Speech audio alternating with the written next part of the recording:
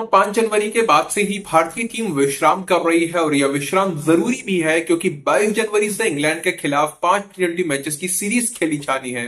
उसके बाद इंग्लैंड के ही खिलाफ हमें 3 वनडे मैचेस की सीरीज खेलनी है और फिर उसके बाद आएगा चैंपियंस ट्रॉफी का नंबर, जो कि 19 फरवरी से इसका खेल शुरू हो जाएगा, जिसमें कि 20 फरवरी को भारत का पहला मैच खेला जाना है जो कि बांग्लादेश के खिलाफ होगा। तो अब इन टूर्नामेंट्स में हमारी टीम क्या होगी, इस पर बड़ी जोर शोर से चर्चा चल रही है।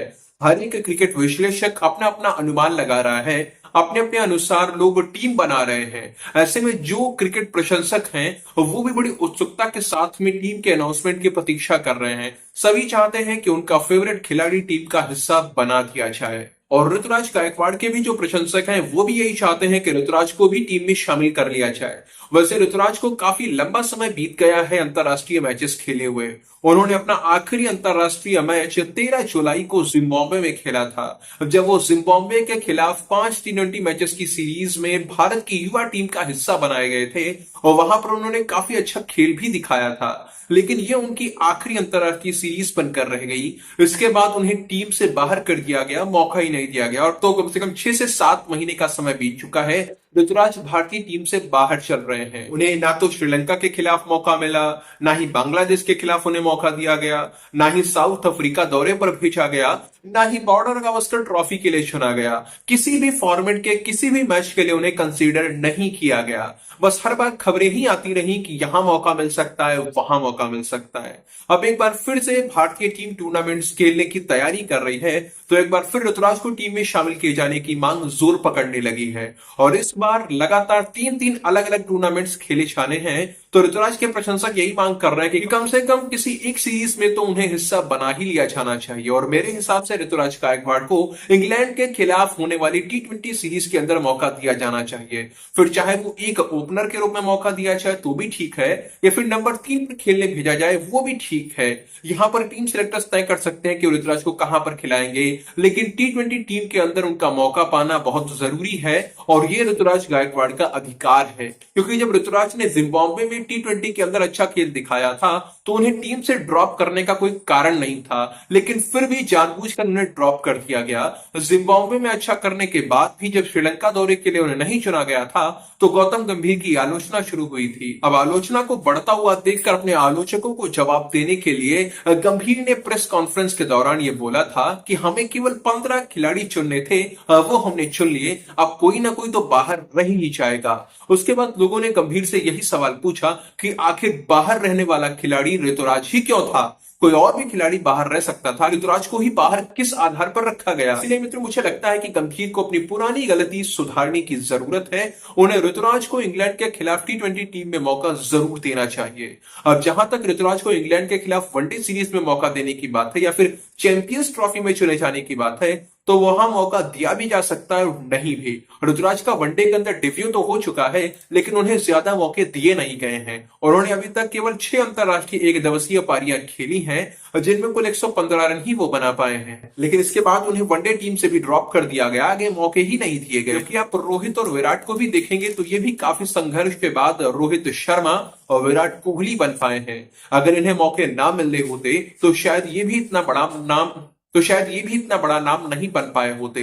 बाकी अगर ऋतुराज के लिस्ट ए के आंकड़े आप देखोगे तो वो काफी अच्छे हैं, उनके आधार पर ऋतुराज को मौका दिया जा सकता है। लिस्ट ए के अंतर्गत ऋतुराज अभी तक कुल 81 पारियां खेल चुके हैं, जिनमें 4300 से ज्यादा रन भी बना चुके हैं। उनका औसत लगभग 57 से 58 के बीच का रहा है, जो कि वनडे के हिसाब से काफी अच्छा बोला जा सकता है। वो लिस्ट ए के अंतर्गत 16 शतक और 17 अर्धशतक भी लगा चुके हैं। इसके साथ ही आप लोगों को यह भी याद होगा कि ऋतुराज विश्व के सबसे पहले ऐसे क्रिकेटर हैं जिन्होंने एक ओवर में 8 छक्के लगाए हैं और 8 छक्के लगाने का ये जो कारनामा है ये भी उन्होंने वनडे फॉर्मेट के अंदर यानी विजय हजारे ट्रॉफी के अंदर ही करके दिखाया था। तो इससे पता चलता है कि ऋतुराज वनडे फॉर्मेट के अच्छे खिलाड़ी हैं और उन्हें मौका दिया गया तो वो अच्छा कर सकते हैं। हालांकि अभी जो विजय हजारे ट्रॉफी का खेल चल रहा है, मतलब कि ये जो 24-25 की विजय हजारे ट्रॉफी खेली जा रही है, इसमें ऋतुराज की कप्तानी तो जबरदस्त चल रही है। उन्होंने महाराष्ट्र की कप्तानी करते हुए लगातार 6 मैचेस जीत कर दिखाए हैं और जिस तरह से वो टीम का नेतृत्व कर रहे हैं, कप्तानी कर रहे हैं और जैसे उनके साथी खिलाड़ी प्रदर्शन दिखा रहे हैं, उसे देखकर तो लगता है कि विजय हजारे ट्रॉफी वही जीतेंगे, इसकी संभावनाएं प्रबल हो चुकी हैं।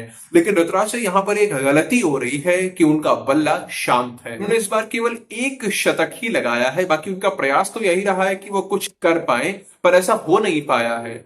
उनके इस बार के प्रदर्शन को आधार बनाकर हो सकता है टीम सिलेक्टर्स उन्हें इस बार वनडे के लिए या चैंपियंस ट्रॉफी के लिए ना चुने। होना तो यही चाहिए था कि ऋतुराज विजय हजारे ट्रॉफी के अंदर इतना जबरदस्त खेल करके दिखा देते कि टीम सिलेक्टर्स को मजबूरी में ऋतुराज को मौका देना पड़ता, उनकी मजबूरी बन जाती ऋतुराज को टीम में शामिल करना। आप लोग श्रेयस अय्यर का उदाहरण देख सकते हैं। अय्यर इस बार डोमेस्टिक क्रिकेट के अंदर बहुत ही जबरदस्त खिलाड़ी बनकर सामने। श्रीलंका के खिलाफ वनडे मैचेस के अंदर उन्हें मौका दिया गया था, उनकी टीम में वापसी करवाई गई थी, तब वो अच्छा नहीं कर पाए थे, उनकी काफी आलोचना भी हुई थी, इसीलिए फिर से टीम से ड्रॉप कर दिए गए थे। लेकिन उन्होंने डोमेस्टिक क्रिकेट के अंदर खुद को सिद्ध करके दिखा दिया।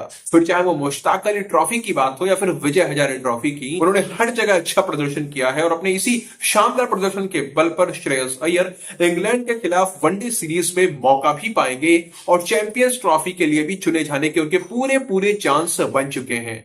अगर इसी तरह का प्रदर्शन ऋतुराज ने भी करके दिखाया होता तब तो कोई संशय ही नहीं बचता कि उन्हें मौका मिलेगा, उन्हें तो मौका मिल ही जाता। लेकिन अभी उनको वनडे में चुना जाएगा या नहीं, ये सब कुछ गौतम गंभीर की इच्छा पर निर्भर करता है। हालांकि टीम इंडिया में कई ऐसे खिलाड़ी हैं जो लगातार टीम पर बोझ बने हुए हैं, जिनके बल्ले से एक भी रन नहीं निकलता है, लेकिन उन्हें लगातार टीम में मौके मिल रहे हैं, वो कुछ ना करके भी टीम में बने हुए हैं।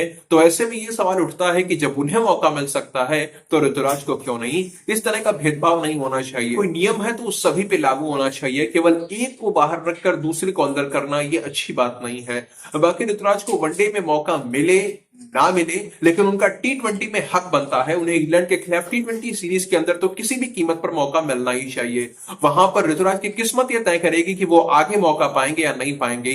अगर वो वहां पर अच्छा नहीं कर पाते हैं फिर उन्हें बाहर किया जा सकता है, कोई शिकायत नहीं करेगा। संजू सैमसन को टी20 के अंदर मौका मिला और उन्होंने खुद को सिद्ध करके दिखाया, उनकी जगह पक्की हो चुकी है। इस तरह से ऋतुराज को भी मौका मिलना चाहिए। अगर वो नहीं अच्छा कर पाएंगे तो कोई आवाज नहीं उठाएगा, अगर वो अच्छा कर पाएंगे तो फिर वो अपनी जगह खुद से बना ले जाएंगे। बाकी मित्रों, आपके हिसाब से आपको क्या लगता है, ऋतुराज को आप कहां देखना चाहेंगे, इंग्लैंड के खिलाफ टी20 सीरीज के अंदर, वनडे सीरीज में, या फिर चैंपियंस ट्रॉफी का हिस्सा बनते हुए देखना चाहेंगे? जो भी आपके मन में आ रहा है कमेंट सेक्शन में लिखकर बता सकते हैं।